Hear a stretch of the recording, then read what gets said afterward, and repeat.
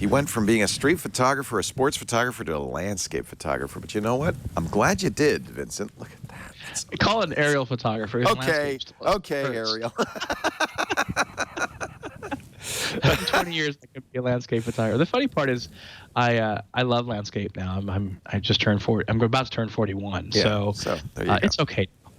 But I would have made fun of myself when I was in my 20s, 30s. I know. So this is some of the gear that we use, the helicopters we fly in. This is obviously a very expensive hobby.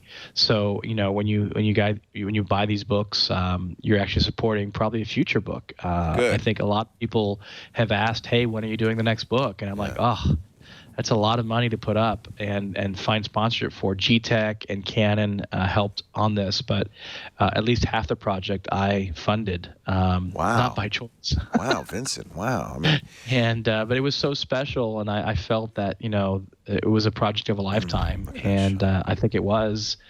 And I'm very happy to have done it, and I'd love to do more books. So when people end up buying the book or lithographs, they're supporting, future cities, whether it's Dubai or Paris or Rio or smaller cities. There's so many more to photograph.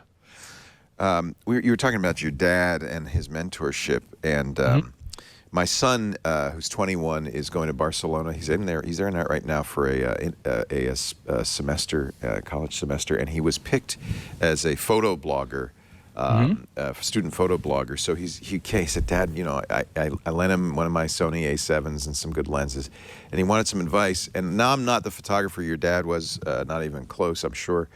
But there's two things I said. You have two jobs. Of course, there's a shot. There's the composition. There's what you're getting a picture of. But there's a technical side to this, and you've talked a lot about that. Because it's as your dad said, it's meaningless if you have a great story. If it's out of focus or blurred, you don't have a shot. So you have to do two things at once. It's the right and left brain, and that's always been kind of the challenge with this stuff. That's what the iPhones and the new cameras have taken out of the equation a bit, because the sensors, the technology has gotten so good that it's kind of leveled out the playing field for good and for bad, depending on what side of the equation you're on. But the reality is, when I was studying and learning to do this myself, we shot a roll of film. We had to wait several hours to days, depending on if you're processing it yourself or sending it out, to know if your image was even focused properly, let alone exposed properly, let alone any good.